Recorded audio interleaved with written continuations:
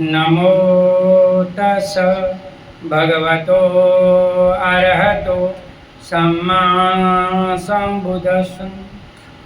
नमो तस् भगवतो अरहतो सम्मा सम्बुद्धस्स।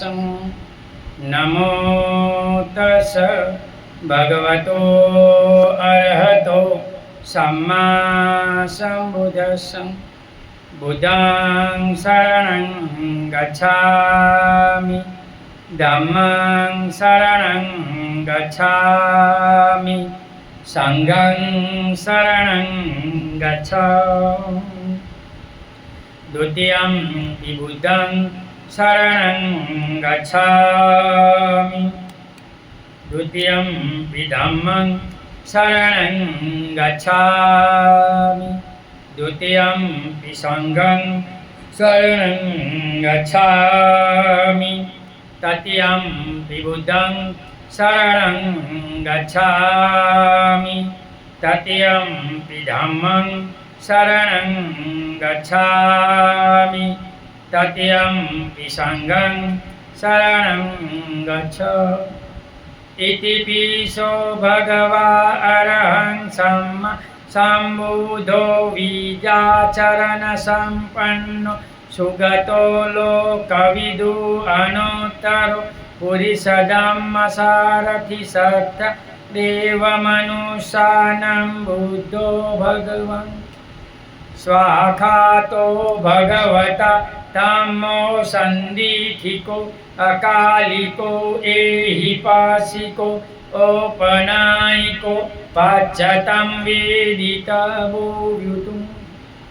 सुपटिपन्नो भगवतो सावकसङ्गो भुजुपटिपन्नो भगवतो सावकसङ्गो सामिति पटिपन्नो भगवतो सावकसङ्गो। यदिदं चत्वारि पुरुषयुगानि अट्ठपुरुषयुगल एष भगवतो सावकसङ्गो आहुणेयो पाहुणेयो दक्षिणीयो अञ्जलिकरणीयो अनुत्तरं प्रियं खेतं लोकसाथि। साधु साधु साधु। वर्षावास में अमर बोध विहार गुजरात से भिक्षु पथिक तमपद गाथा गाकर आपको समझा रहे हैं। तणावगम गाथा नंबर 341। सरितानि स्नेहितानि च सोमनस्सानि भवन्ति जन्तुनो तेषु तासिता सुखिंसु च तेनि जाति परूपगानर। भगवान कहते हैं सरितानि तनेतीन च सोमनस्तानि भवन्ति जन्तुनो तेषु तींसा सुखेनि ते वे जात रूपी पयानरा। तो भगवान इस गाथा में कहते हैं स्नेह रूपी प्रिय वस्तु नदियाँ प्राणियों के चित्त को अच्छी लगती है। सुख के फेरे में पड़े व्यक्ति उसी धारा में बह जाते हैं और बार बार जन्म जरा के चक्र में दौड़ते रहते हैं। भगवान कहते हैं कि तृष्णा ये जन्म मरण चक्र में इंसान को दौड़ते रहती है। इसलिए ये जगत में संसार में इंसान को तृष्णा को त्यागना चाहिए।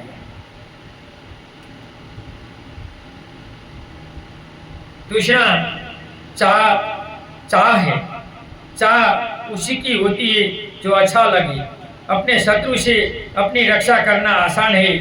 क्रोधी व्यक्ति में दूसरे रहना आसान है, लेकिन जो सुंदर हो मनोहर हो अपना हितैषी सा बनकर आता हो उससे पार होना मुश्किल होता है। वह प्रिय के रूप में आता है, वह मित्र के रूप में आता है। दूसरा वैसे ही है। उनके लोग उनके पास में तुरंत पड़ जाते हैं और बार बार जन्म जरा के चक्र में घूमते रहते हैं। ये जन्म मरण का जो चक्र है वो तृष्णा के कारण दौड़ता है। अविद्या से संस्कार, संस्कार के विज्ञान, विज्ञान से नाम रूप, नाम रूप से सहायता, समाज से स्पर्श, स्पर्श से वेदना, वेदना से तृष्णा, तृष्णा से उपादान, उपादान से भव, भव से जाति जरा मरण, शोक परिदेव दुख मोहन सुधार। भगवान कहते हैं कि तृष्णा के कारण ये जन्म मरण का चक्र चलता है। तो जो लोग ये नदियाँ रूपी तृष्णा है जो कभी खत्म नहीं होती, इनकी धारा को जो तोड़ देते हैं वो जन्म मरण के चक्कर में नहीं आते। इनको तोड़ने के लिए या अविद्या से निकलना होगा या दूसरा से निकलना होगा। इनके लिए शील के मार्ग पर, उपनिषद के मार्ग पर चलकर ध्यान साधना सीखना होगा। जो सीखेगा वो जन्म मरण से अवश्य बाहर निकल सकता है। ऐसा इस गाथा में भगवान का कहना है। यह गाथा खत्म हुई। आगे दूसरी गाथा, गाथा नंबर 342 में गाकर आपको समझाने का प्रयत्न कर रहा हूँ। तसीनाय पुखापजा परिसन्ति सशोभबाधितो सयोजन संत का दुखम मेंति पुनम पुनम चिरार। भगवान कहते हैं तसीनाय पुरखापजा परिसन्ति सशोभबाधितो संयोजन सतका दुख मेंति पनु चिराय। दूसरा के पीछे पड़ा आदमी जाल के फंसे खरगोश की भांति चक्कर काटता रहता है।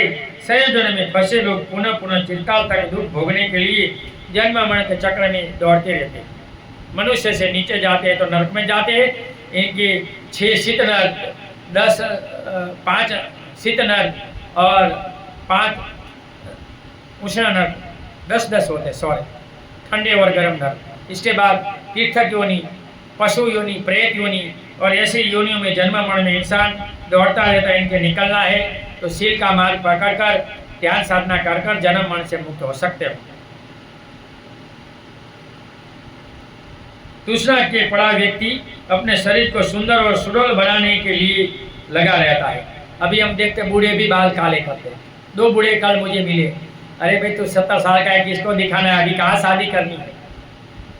ये दूसरा है, मैं भी सुंदर दिखूं, लड़कियां मेरे सामने दिखे। अरे तू तो बुढ़ा है, पता चल जाता है। दूसरा में पड़ा व्यक्ति अपने बच्चों को, परिवार को सुखी सुविधा के लिए लगा रहता है। जैसे पिता अन्य परिवार जनों के लिए निरंतर काम में व्यस्त रहता है। बहुत से लोग अपने बीवी बच्चों के पैसा कमाने के लिए अप डाउन करते हैं और अच्छे शहर में बीवी बच्चों को पढ़ाते और खुद दुख भोगते। नौकरी पैसे के लिए नौकरी वाली महिला रखकर दोनों अलग रहते हैं और जीवन बर्बाद करते हैं। एक नौकरी से संतोष रखो, 2 नौकरी क्या है। मैं बार बार महिला वालों को कहता हूँ, अगर आपकी लड़कियों को नौकरी है तो बिना नौकरी वाला लड़का ढूंढो, तो लड़की की कीमत रहेगी, इनको काम का भार कम रहेगा और अच्छी तरह जीवन जी सकेंगे दोनों।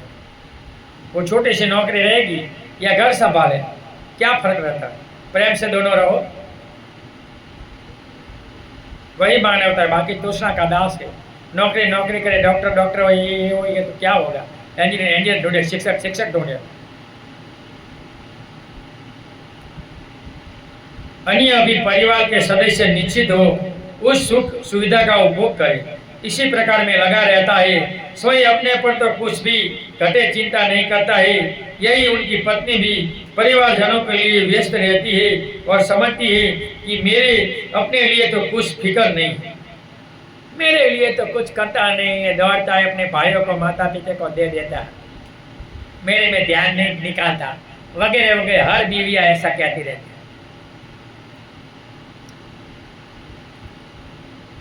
मैं जो कुछ विकस उठा रही हूँ वह सब परिवार की खुशहाली के लिए है। वही उनका बेटा भी निरंतर खून पसीना एक कर रहा है ताकि उनका परिवार सुख से रह सके।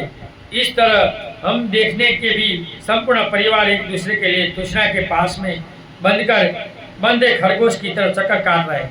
बेटा भी सुबह चली जाए, लड़की भी चली जाए, पत्नी भी चली जाए, लौट लगा कर, रिश्तेदार आए तो जाए, बच्चे को रखना है तो वहाँ रखो, गलत है। घर में छोटे बच्चे हैं तो इनको रखने के लिए अच्छे संस्कार के लिए होना चाहिए, तो ही वो बुढ़ापे में आपको रखेगा, वरना कोई नहीं रखेगा। इसी प्रकार दूसरा व स्नेहवश गृहस्थी बनाने और विस्तार करने लगे व्यक्ति पुनः पुनः संसार चक्र में दुख नहीं पाएगा तो क्या पाएगा। कैसी दास भिक्षु नहीं बनना है, नहीं इसको शादी करना है, हमें कौन संभालेगा, क्या करेगा। कितने बच्चे संभालते हैं, सब अनाथाश्रम में वृद्धाश्रम में डाल देते बच्चों को। अभी इस जमाने में कोई अपने माता पिता को पालने वाले हमने नहीं देखे।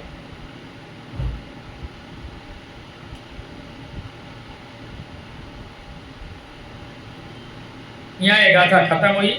आगे दूसरी गाथा, गाथा नंबर 343। तसीणाय पुरंकंतापजा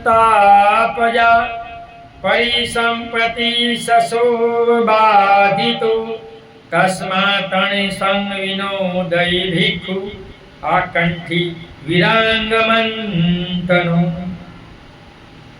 तसीणाय पुरखा पजा परिसंति ससोत बाधितो तस्मात्तणे विनोदिति भिक्षु आकंठी विरागमंतनो। तो भगवान इस गाथा में कहते हैं, तृष्णा के पीछे पड़ा प्राणी बंदे खरगोश की भांति चक्कर काटते हैं और अपने के वैराग्य गाथा के भिक्षु तृष्णा को दूर करते हैं।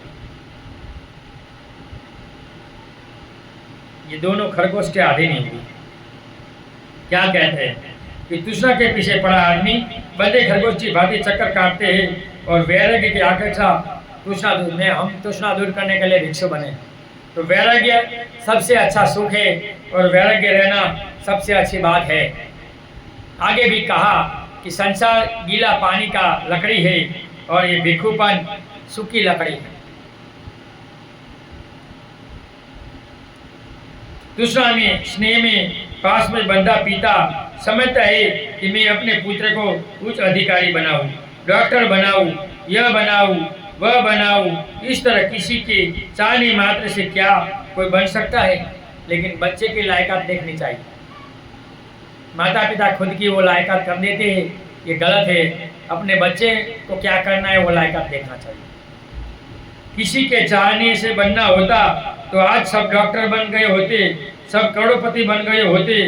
कौन नहीं चाहता? सब बड़ा बड़ा चाह रखते हैं, कोई छोटी चाह नहीं रखते। सबको बड़ी चाह चाहिए, किसी को छोटी चाह नहीं चाहिए। कि लड़का उसका लड़का महान बने, धनवान बने। जिसको बनना हो वे मूर्ख बाप की संतान भी महान बन जाती है, एक गरीब का लड़का भी अमीर बन जाता है।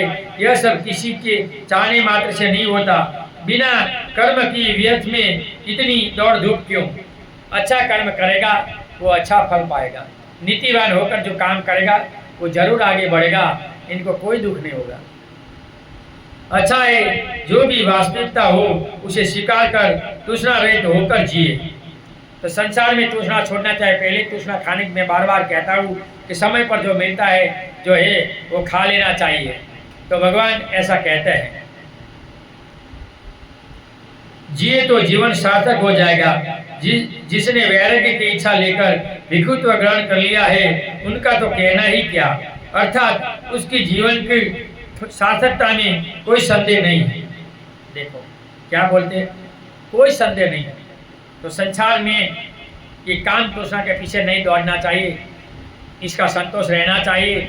बच्चों को भी अच्छे खासा नौकरी मिलती है तो बिना नौकरी वाली बीवी रखो कि जैसे घर भी संभाला जाए और बच्चों को भी संभाला जाए। लेकिन अभी पैसा के दास है, सब मौज शौक करना है, अच्छी गाड़ियों में घूमना है, लेकिन अच्छा धर्म लेकर अपना अगले जीवन के लिए कुछ नहीं करना है, वर्तमान जीवन के लिए कुछ तृष्णा में दौड़ना है। तो भगवान ने वर्तमान धर्म में तृष्णा में दौड़ने को नहीं कहा है, तृष्णा छोड़ने को कहा है। लेकिन हम भौतिक समय में जो अपने को बोध कहने वाले ही तृष्णा के दास हो गए और तृष्णा के पीछे दौड़ते जैसे खरगोश जाल में आ गया दौड़ते रहते हैं, ऐसे पूरी जिंदगी बूढ़े होकर मर जाते हैं, कुछ पाते नहीं। पहले हमारे पुरखे गरीब थे लेकिन धर्म के लिए कुछ करते मर जाते थे, दानी थे, गरीब होते थे भी देते थे। अभी बाबा साहब के कारण इतना बड़ा मिला है लेकिन देना है तो नहीं, व्यसनी हो गए, मावा गुटखा बीड़ी तंबाकू, दान को नहीं मानते, आचरण को नहीं मानते, भौतिकवादी हो गए, नास्तिक हो गए। तो दूसरा बाबा साहब पैदा होने वाला नहीं है, इस पीढ़ी में चला जाएगा, दूसरा कुछ मिलने वाला नहीं है। यहाँ ये गाथा खत्म हुई। आगे दूसरी गाथा, गाथा नंबर 344 तक तृष्णा वर्गो गाकर मैं आपको समझाने का प्रयत्न करता हूँ।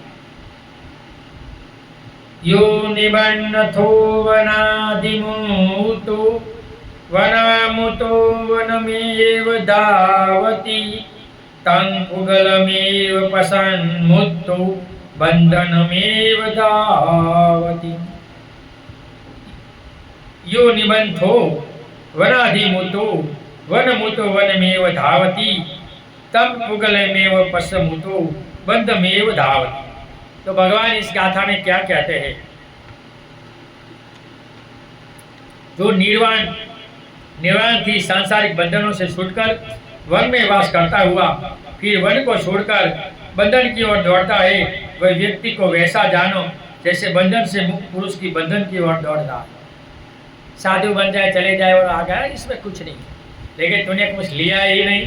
तू कुछ लेगा तो पता चलेगा ना। बुद्ध को भी एक आया था कि बुद्ध के धर्म में कुछ नहीं, बुद्ध ने मुझे ये जगत कब उत्पन्न हुआ, कैसे हुआ और ये कौन बनाने वाला है, कुछ दिखाया नहीं, इसलिए मैं आ गया। लेकिन बुद्ध की बात वो है ही नहीं। बुद्ध बोलते इसमें वैराग्य, त्याग, दान, शील कुछ नहीं होता। तो ऐसे बात हम नहीं एक्सेप्ट करते। ईश्वर, आत्मा, परमात्मा, ब्रह्म, ये बुद्ध धर्म में नहीं आता। इस संसार में कैसे जीना है वही भगवान का काम है और वही भगवान कर रहे हैं। तथागत जब राजगुरु के वेणुवन में विहार कर रहे थे, महाकाश्यप स्थविर का एक शिष्य रूप धातु के चारों ध्यानों को प्राप्त करके अपने मामा के घर एक स्त्री का गुह्य स्थान देखकर चिवर छोड़कर गृहस्थ हो गया। देखो तुष्णा कैसी है, देखो। भगवान जब राजगुरु में थे तो महाकाश्यप स्थविर 10 साल का पीछे, महास्थविर 30 साल का, इनका शिष्य रूप धातु के चारों ध्यान किया, पृथ्वी, पानी, अग्नि, वायु, ये तत्वों का ध्यान किया तो इनको उत्तर मनुष्य धर्म प्राप्त हो गया। तो इसमें कोई स्त्री का गुह्य स्थान देखा तो वो स्त्री से प्यार किया तो बोली शादी कर लो, तो जीवन छोड़कर चला गया। मूर्ख है वो, नरक में जाकर भोगेगा, ऐसा नहीं करना चाहिए। घर के लोगों ने उसे आलसी देखकर घर से निकाल दिया था। वह चोरी करके जीवन यापन करने लगा। एक दिन चोरी करते पकड़ा गया, उसे मृत्युदंड हुआ। जल्लाद ने उसे मारने ले जा रहे थे। उसी समय संयोगवश से महास्थविर भिक्षाटन के लिए वापस आ रहे थे। इनके मामा आ रहे थे। देखो कैसा आलसी, ज्ञान मिला, वापस आया, वहाँ काम नहीं किया, निकाल दिया तो वही किया। ये आलसी लोग बहुत से हमने देखे ऐसे होते। उसे देखकर उन्होंने उनके उपपति सदी पूर्व निवास ध्यान दूसरों का ध्यान का श्रवण करने के लिए कहा। कहते ही वह तुरंत एकाग्र हो गया और वन स्थल में ही ध्यानस्थ हो गया। जल्लाद के हथियार चलाने से भी उनके शरीर पर कुछ असर नहीं पड़ रहा था। देखो इनके मामा ने इन्हें पूर्व स्थिति जो थी मिली थी वो इसको दी और इनके वो ध्यान किया तो वहीं वो अरहत हो गया, और अरहत तो कोई मार नहीं सकता। क्रमशः उदयवेग की भावना कर श्रुतापति को प्राप्त हो गया। श्रुतापति स्वर्गगामी अनागामी तक चला गया। जल्लाद ने यह समाचार राजा तक पहुंचाया तो आश्चर्य होकर उसने छोड़ने को कहा। तो राजा ने कहा कि राजा इसको हम मार रहे हैं लेकिन वो मरता नहीं है, सूली पड़ जाती है, ऐसा हो जाता है, ऐसा हो जाता है। तो राजा ने कहा ये भगवान के धर्म को पा गया होगा, अरहत हो गया होगा, तो इनको छोड़ दो, और इनको छोड़ देता है। तो देखो धर्म का आचरण की ताकत कितनी है कि इंसान को मृत्यु सजा से भी छुड़ा सकती है अगर करोगे तो। राजा ने उसे भगवान के पास ले जाकर यह बात सुनाई। उसी समय भगवान को ने गाथा का उपदेश दिया। जिस प्रकार मृत्यु दंड प्राप्त कर भिक्षु पद से पतित व्यक्ति महास्थविर के द्वारा उसे पूर्व के उपपति सिद्धि ध्यानों का स्मरण करो, इतना कहने मात्र से ध्यानस्थ हो गया। इसको जो उत्तर मनुष्य धर्म हुआ था, जो गुह्य वस्तु देख सकता था, इनको याद करो, याद करो, याद करो। तो मृत्यु में तो दुख होता है, दुख में याद गया, वो अंदर चला गया और श्रोतापति सकुटगामी अनागामी अरहत हो गया। तो इनको संसार की कोई वस्तु काम नहीं आई और राजा को मुक्त करना पड़ा। उसी प्रकार यदि हम लोगों में भी निर्वाण के प्रति वैसी चाह हो जैसी कि आदमी को तालाब में डूबते समय अपने को बचाने में होती है, जब मौत आती है तो लोग भागते हैं, वैसे ही गति ध्यान की और शीलों के आचरण की करोगे तो तुम सुखी होगे, तुम कभी दुखी नहीं होगे। हकीकत में ऐसी गरज हम लोगों के अंदर नहीं है, अतः हम निर्वाण के मार्ग में प्रवेश नहीं पा कर रहे, क्योंकि अभी भौतिक जमाना है और भौतिक जमाना में चाहत बहुत है। बुद्ध काल में आध्यात्मिक जमाना था, अभी भौतिक जमाना है। हम इतने ध्यान करते तो भी ऐसे कोई प्रॉब्लम में ध्यान नहीं लगते। हम भिखू है, हम निकाल चुके, तो हमारी परिस्थिति ऐसी है त्यागी की, तो इस संसार में रहने वाले को तो कभी नहीं लगेगा। वो दिखावे के लिए सो जाते और बोलते हमने ध्यान किया। बहुत से लोग मेरे पास ऐसे उपासक विपश्यना में 10-10 की, तो पूछा तो इसका कुछ नहीं। भिक्षु बन जाने के बाद भी पुनः लोग आज बहुत अधिक मात्रा में गृहस्थ बन जाते हैं। मैंने महाराष्ट्र में देखे बहुत से युवा भिक्षु पढ़ते हैं, गरीबी के कारण जीवन लेकर पढ़ते हैं, तो अच्छी नौकरी मिल जाती है, तो महायान में दीक्षा लेकर शादी बन जाने मौक हो जाते हैं और ये थेरवाद से निकल जाते हैं, या खानगी में पत्नियां रखकर व्यभिचार करते हैं। जिस ज्ञान से इनको कुछ मिला है वो वापस लौटाने की जगह पेमेंट को जगह भोग कर रहा है और नरक में भोगेंगे। ऐसे बहुत भिक्षु मैंने देखा महाराज, पूना में, औरंगाबाद में, नागपुर में। इसका एकमात्र कारण आध्यात्मिकता का सम्यक ज्ञान का अभाव है। जीवन लेते हैं लेकिन जीवन पढ़ा नहीं होता, पूरा अच्छी तरह पढ़ा होता तो जीवन में उतारा नहीं है। वो चिंतन नहीं कहते, प्रज्ञा के स्तर पर नहीं, दूसरी प्रज्ञा चिंतन प्रज्ञा नहीं ले रहे। पढ़ने के बाद चिंतन करना चाहिए। सिर्फ पढ़ते हैं तो स्मृति रहती है और कुछ नहीं रहता। ऐसे लोग यदि भिक्षु बने तो कुछ कारणवश बने या माता पिता बनाए गए होते। बहुत से माता पिता ऐसे और बन जाते हैं और बाद में वापस आते हैं। बहुत से बार बीवी के ताश से बन जाते हैं और लखना हो जाता है तो वापस आ जाते हैं। जिसके एक बार प्रवज्ञा या संन्यास लिया हो उनका उससे पतन होना तो वैसे ही है जैसे एक बार बंधन से छूटकर पुनः उस ओर भागना। इसलिए भगवान ने 4 भय बताया है कि 4 भय के कारण भिक्षु जीवन छोड़कर भाग जाता है। जो पानी से बताया है, पहला है वमल भय, जो पानी का वमल भय होते हैं ना, कि भिक्षु इसको कुछ सिखाता है, खा मत, एक बार ऐसा कर, ऐसा पकड़, तो तंग आकर भाग जाता है। पहला है लहर भय, दूसरा है मगरमच्छ भय,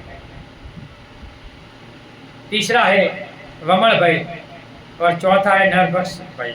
ये 4 भय के कारण वापस जाता है। पहला भय में ये खाने का छोड़ना कठिन लगता है, दूसरा भय में शिक्षा कठिन लगती है, तीसरे भय में संसार का ये काम गुण सुख कर भागता है और चौथे गुण में कोई ऐसी गलत महिला इनको प्रपोज करती है और शादी कर भाग जाती है। तो इस संसार में 4 भय है जीवन छोड़ने का। जैसे सांप ने छिपकली को पकड़ा और उनसे कोई छुड़ाए तो भी वह उसी ओर भागती है, ऐसा करना मृत्यु को प्राप्त करता है, दुख को प्राप्त करना है। उसी प्रकार भिक्षु जीवन में प्रवजित होकर पुनः पतित होना, अपने को सांसारिक बंधन में डालकर व्यापक दुख को आमंत्रित करना। जीवन लेकर वापस आना गलत है। 10 दिन का, 1 महीना का, 2 महीना का, 1 साल का लो, वो बात अलग है।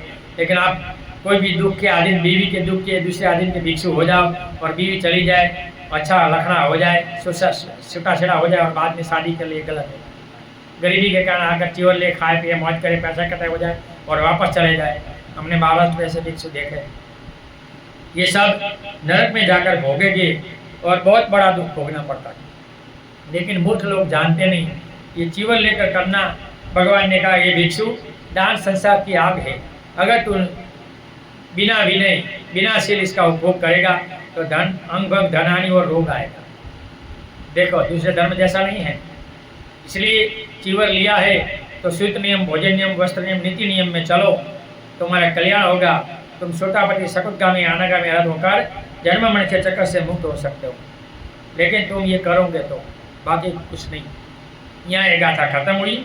आगे दूसरी गाथा गाकर मैं आपको समझाने का प्रयत्न करता हूँ। गाथा नंबर 3, 4, 5 और 3, 4, 6। नतं दलं बन्धुमाहुधीरा यदा यसंदारुजं बभंजचं सारं तरन्तामणिकुण्डकेषु उतेतु दारेषु चापेखा।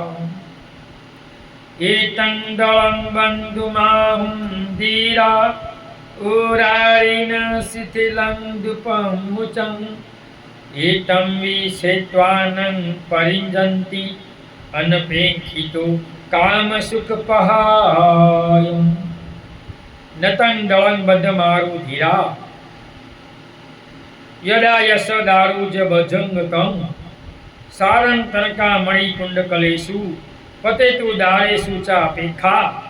एतं दलं बद्धतामाहुधिरा ओरा ही शिथिले दुपुमुयु इतपि छेत्वान परिबंती अमेरिका सुख पहनाय।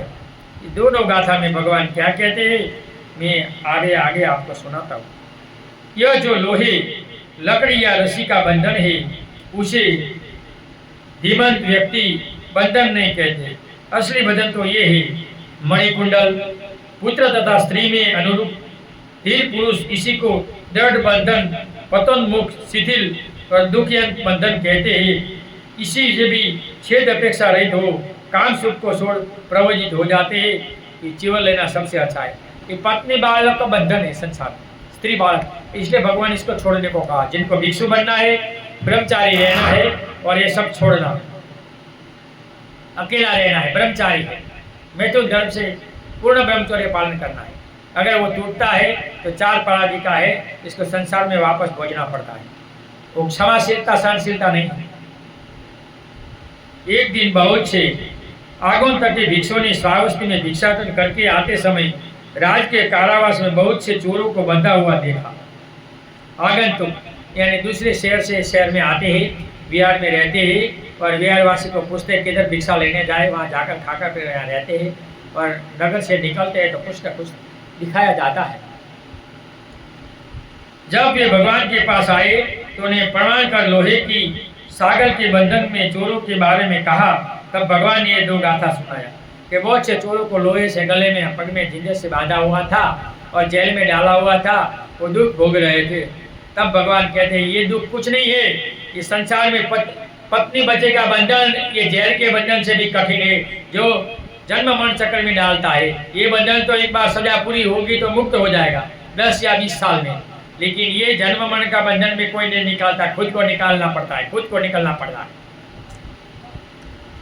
यह लोहे लकड़ी या रस्से के बंधन जितने भी हमें बांधे मात्र कुछ काल विशेष या फिर इस जीवन तक ही बांध सकते हैं, बाद में हम मुक्त होते हैं। लेकिन दूसरा का बंधन तोड़ना चाहिए, वो जन्मों तक जेल में रहना पड़ता है, अंधेरे में रहना पड़ता है। अतः ये कोई दृढ़ बंधन नहीं है। धन संपत्ति, स्त्री पुत्र आदि महान बंधन है। क्या बंधन बताया? धन संपत्ति, स्त्री पुरुष, पुत्र आदि महान बंधन है। पैसा बंधन है, जो इनके पीछे दौड़ता है, मेरा मेरा मेरा, इसका कुछ नहीं रहता। कोई ले जाता है तो भी दुख, राजा ले जाता है दुख, पानी में चला जाता है दुख, रिश्तेदार लेकर नहीं देते हैं दुख, दुख ही दुख है। 2 नंबर का होते हैं, 1-2% में खानगी में देते हैं, वो भी चले जाते हैं। तो सुना कि ऐसे बात, ये हमें जन्म जन्मों में संसार में बांधे रखते। एक जन्म में तुम ये तुषा में बंधे तो बार बार बार बार बार बार दौड़ता रहता है, इसमें बंधन में रहते हैं। इसलिए ये बंधन से बाहर निकलना चाहिए। पति पत्नी, पुत्र, धन संपत्ति ये बंधन है। हम जहाँ भी जाए, मेरी पत्नी, मेरा पुत्र, मेरा कारोबार, यह सब मन में बना रहता है। लेकिन संसार में खाने पीने के लिए कुछ रखकर इनके पीछे नहीं दौड़ना। एक मकान हो और कमाना हो तो धर्म में समय निकालना चाहिए। ध्यान करो, स्वतः सौगामी अनागामी बनो। अमावस्या पूर्णिमा को सही बोझ है, वो रोजा रखते हैं, काम नहीं करते। अगर काम करना है, अगर काम करना है आपको तो पूर्णिमा या अमावस्या के दिन काम जाते हो, इनके जो पैसे है इनका 10% दान करो और इसके बाद करो। कितना फर्क होता है। बुझानुस्मृति का जो पहला सूत्र आता है, हर काम कर कर बोलो और काम करो, कितना फायदा होता है। बहुत लोगों को फायदा होता है। व्यक्ति हजारों मील दूर निकल गया हो तो भी वह तृष्णा, वह आसक्त बनी रहती है। कहीं भी जाओ तृष्णा बंधी रहती है, तृष्णा कभी खत्म नहीं रहती। लाइव है, 15 मिनट में पूरा होगा। इसलिए इसे महान बंधन कहा गया है। बुद्धिमान व्यक्ति प्रज्ञा के बल से इस बंधन को भी और सभी अमूल्य वस्तु का संबंधों में असारता, दुखता, अनंतता को देखकर काम सुख को छोड़कर प्रभावित हो जाता है। इस प्रकार जन्म मरण के बंधन से बाहर निकलता है। क्या कहा भगवान ने? बुद्धिमान व्यक्ति प्रज्ञा के बल से सब बंधन तोड़ देते हैं और ये संसार में कुछ साथ नहीं। ये जो जन्मता है इसको 12 दुख मिलता है। इस संसार में सुख है ही नहीं। इसलिए दुख में संघर्ष से बाहर निकलो, सुख की अपेक्षा मत करो। असारता, ये काया में गंदगियों का घर 32-36 गंदगियों है, 32 गंदगियों का घर है। और संसार में दुख है, जाति भी दुखा, जड़ भी दुखा, मन भी दुखा, भी योग भी दुख, योग पंच उपादान पता भी दुखा। 12 प्रकार का जन्म लेता है, इनको दुख है। अनाथ पता यानी एक दिन इस काया में कोई आत्मा नहीं है और ये काया एक दिन नाश होने वाली है। हम जो जन्मे हैं वो मरने वाले हैं और इनको जो पता चल जाता है वही ये छोड़कर सुख की प्राप्ति के लिए ध्यान साधना कर चीवर लेता है। इसलिए भगवान ने कहा कि चीवर लेना सूखी लकड़ी है और संसार भीगी लकड़ी हो, कभी नहीं जलेगी, ये जलेगी। अच्छा गुरु सोचकर इनके पीछे जाकर सही काम करना चाहे, जो करेगा वो सुखी होगा। यह दोनों गाथा खत्म हुई। आगे दूसरी गाथा गाकर मैं आपको समझाने का प्रयत्न करता हूँ। गाथा नंबर 347। ईरागरतानु पतंती सूतं सयंकतं मलकोवजालं एवं पीछेत्वानं वजिनं धीरा अनपेक्षिनो सब दुखं पाहाय। ये रागरा पतुन सोतं सयंकतं मलकोटवजालं एवं पीछेत्वान वजंती धीरा अनपेक्षिनो सब दुख पाहाय। नहीं, हम शाम को नहीं खाते, कभी शाम को भोजन नहीं करते। हम दोपहर एक ही बार खाते हैं। मैंने सोचा कोई चाय बाय लाएंगे, चाय पी सकते, प्रवाही लेना है, बाकी खाना नहीं खा सकते। हम कभी नहीं खाते, पूछ लो सबको।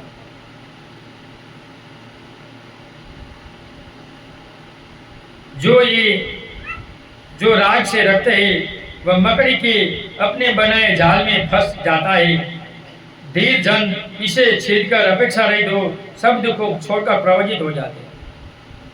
भगवान क्या बोलते हैं? मकड़ी जो जाल बनाती है इसमें से बाहर निकलता है, ऐसे ही हमें अपने तृष्णाओं की जाल से खुद को निकलना चाहिए और वो निकलने के लिए चीवर लेना चाहिए। जो चीवर लेकर भिक्षु बनेगा वो सब दुखों से मुक्त होगा। लेकिन वो बनकर संसार की तरह नहीं जीना है। 10 दम सूत्र लिखा है, 10 दम की तरह जीना है कि मैं प्रवजित हूँ, दूसरों की तरह मेरी जीविका नहीं है, मेरा दूसरों की तरह वेश नहीं है, मैं एकांतवास करूँ, मैं ध्यान साधना करूँ, मैं तृष्णा छोड़ूँ और मरने के समय में कुछ उत्तर मनुष्य धर्म पाऊँ तो सही भिक्षु है, वरना पेटू तो बहुत देखे हमने भी। बुद्धिज्म में जो भगवान ने पहला जो ज्ञान दिया, थेरवाद में गुरु शिष्य परंपरा, जो शील समाधि प्रज्ञा पर भिक्षु और उपासक दोनों रहते हैं। भिक्षु शील यानी 227 शील हर अमावस्या पूर्णिमा को भूलता है और चूसता है, भोजन कर एक ही बार भोजन लेता है और उस दिन मौन रहता है और धर्म का आचरण करता है। प्रज्ञा यानी स्थिर पूरे दिन धर्म का आचरण करता है, पढ़ता है। उपासक शील यानी पूर्णिमा अमावस्या का उपासक करता है, एक दिन 1 घंटे से स्टडी करता है, 1 घंटे से ज़्यादा मौन रहता है और धर्म को पढ़ता है, महता ध्यान करता है। शील समाधि प्रज्ञा पर वो है। बाद में संस्कृत में नालंदा में 4थी संगति में अनुवाद हुआ बुद्धिज्म का और आचार्य परंपरा है। भिक्षु भी कहीं बने, कहीं घूमे और उपासक भी कहीं घूमे, वही अभी इंडिया में है। इसलिए बुद्धिज्म आगे नहीं बढ़ता। मूल बुद्धिज्म में 2 दीक्षाएं है, धम्म में आने की दीक्षा और धम्म मार्ग पर चलने की दीक्षा, गुरु दीक्षा। इसमें कोई अच्छे सिलवान भिक्षु, सूत्र नियम, भोजन नियम, वस्त्र नीति नियम वाले भिक्षु को जांच कर इनको गुरु बना के राह में जीवन जीना होता है। कहीं भी खड़ा रहना है। अगर तुम रहेंगे तो तुम बहुत आगे बढ़कर अच्छे तरह जीवन जी सकते हो और मकड़ी के जाल की तरह बाहर निकल सकते हो। संसार में रहकर 5 बंधन तोड़कर मरकर देवलोक में जाकर वहां से मुक्त होता है, जन्म मरण से मुक्त होता है, जैसे संतों ने किया।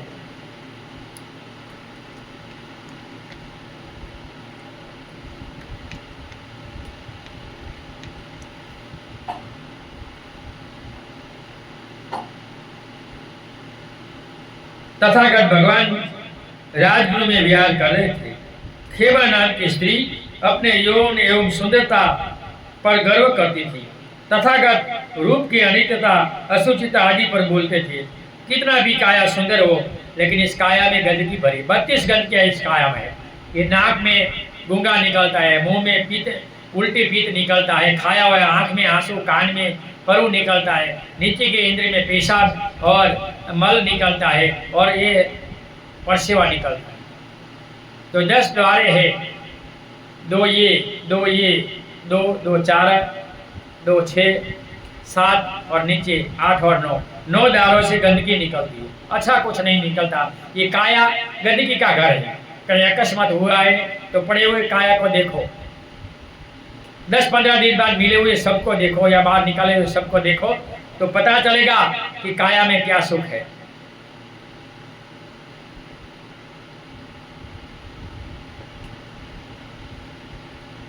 उसे वह अच्छा नहीं लगता था। एक दिन गायकों ने वेणुवन की सुंदरता की प्रशंसा की, उसे देखने की इच्छा प्रकट की।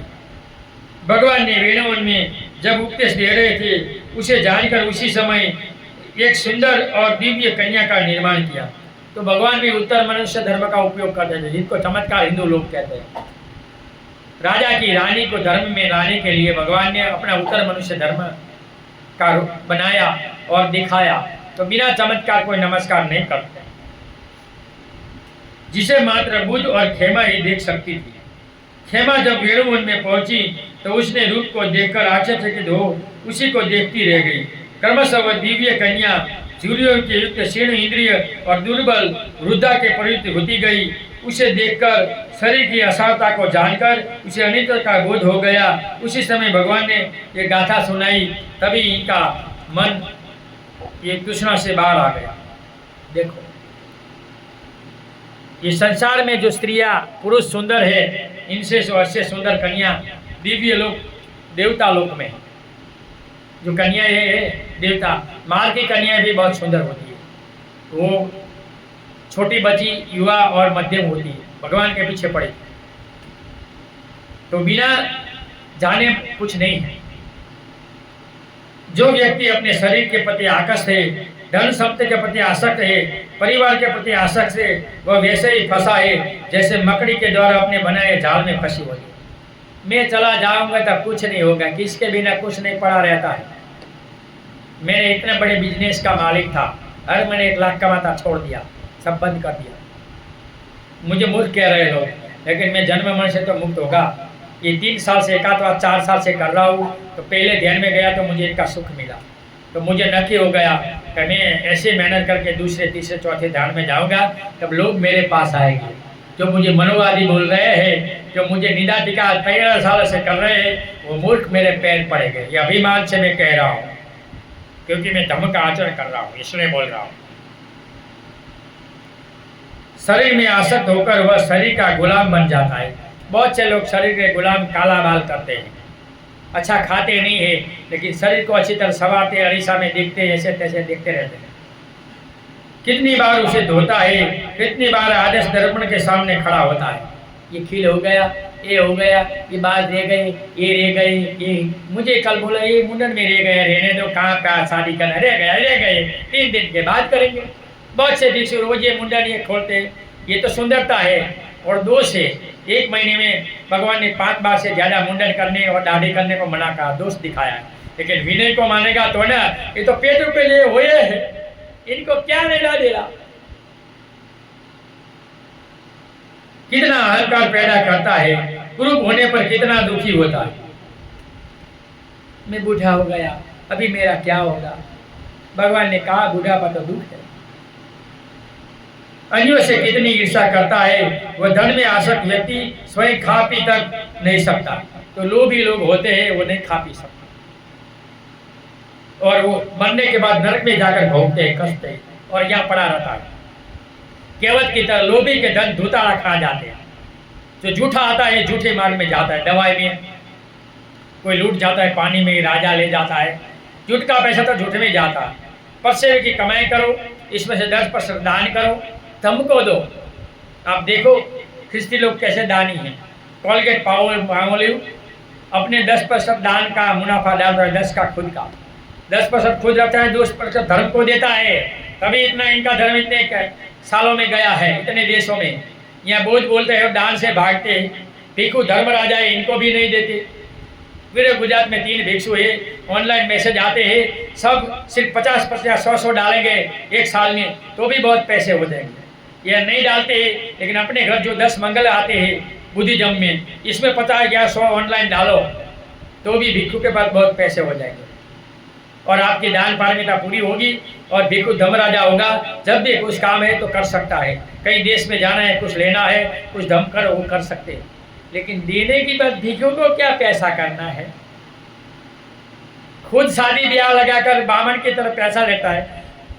भिक्षु शादी नहीं कर सकता, तू क्या ये कर सकता है? तेरा काम है। सिलवान को लेना है, कभी वो सब देखा नहीं, कुछ देखा नहीं, पैसे के पीछे दौड़ते हैं। हमारे यहाँ एक गांव में है, मैं पैसा नहीं लेता हूँ, हर जगह ले लेता है, मेरे नाम से भी ले लेता है। तो दुनिया में ऐसे लोग बहुत हैं। यद्यपि वह धन प्राप्त करने हेतु अपने को एक प्रकार से बेच देता है। ये लोग धन के पीछे बिक जाते हैं। लोग पैसा पैसा पैसा पैसा पैसा मेरा परमेश्वर, में पैसे का दास, पैसा साथ आने वाला नहीं है, पड़ा रहता है। पाथे, 3 खाना का पाथे साथ आता है। पहला है दान, दूसरा है सेवा और तीसरा धर्म का आचरण। ये 3 की वजह से तुम या मनुष्य ऊपर गति में जाकर विमुक्त हो सकते हो, बाकी पैसा पड़ा रहे। इसलिए धर्म के लिए समय निकालो। पंत संघर्षित को एक उपासक ने जाकर पूछा कि कमाने के लिए कितना समय निकालना चाहिए धर्म के लिए। तो बनते ने कहा कि जो खा पी ले इतना समय, खाने पीने का जो पैसा होता है इतना समय काम करना चाहिए, बाकी धर्म पे निकालना चाहिए। खाने पीने में कम पैसे जाते हैं, मौज शौक में ज़्यादा जाता है। मोबाइल में, वाहन में, पेट्रोल में, मौज शौक में, घूमने में, कपड़े लाते में, किराए पर कपड़े लाने में। नीच से नीच कर्म करने तक को तैयार हो जाता है पैसे के लिए लोग। हम देखते हैं, बाबा साहब ने कहा कि बम्बई में बिजनेस करने वाली महिला बोले, ओ सुनेवान, सुबह में खीमा रोटली और अच्छी चाय लाओ।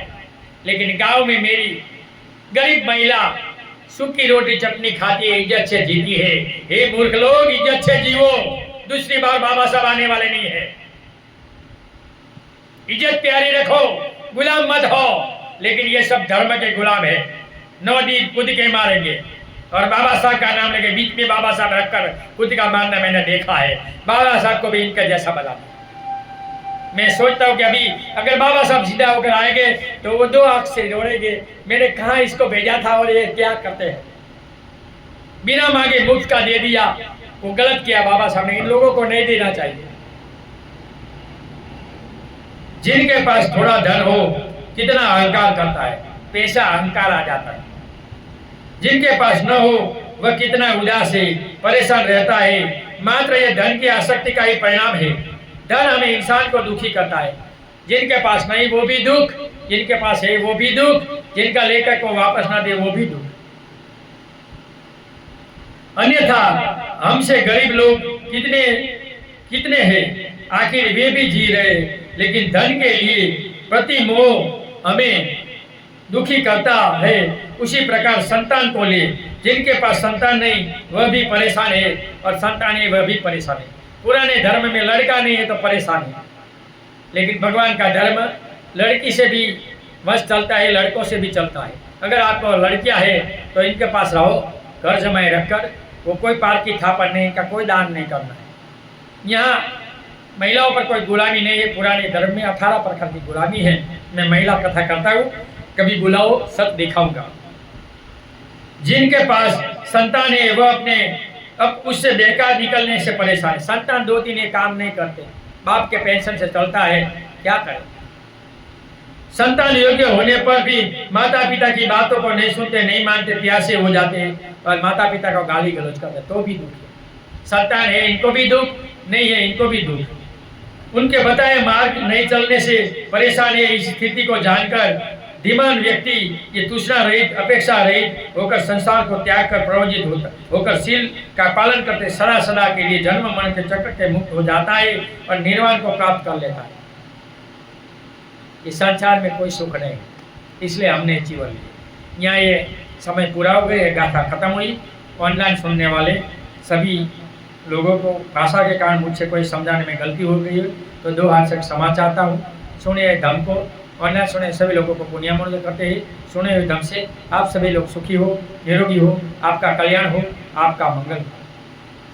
नथि मे शरणम अयम बुद्धो मे शरणम वरम एतेन सच्चवजीनं होतु मे जय मङ्गलं नथि मे शरणम् अयं धम्मो मे शरणं वरम् एतेन सच्चवजीनं होतु मे जय मङ्गलं नथि मे शरणम् अयं संघो मे शरणं वरम् एतेन सच्चवजीनं होतु मे जय मङ्गलं नमो बुद्धाय नमो धम्माय नमो संघाय साधु साधु साधु। सबका मंगल हो, सबका कल्याण हो, सब सुखी हो, सब सुखी हो, सब सुखी हो।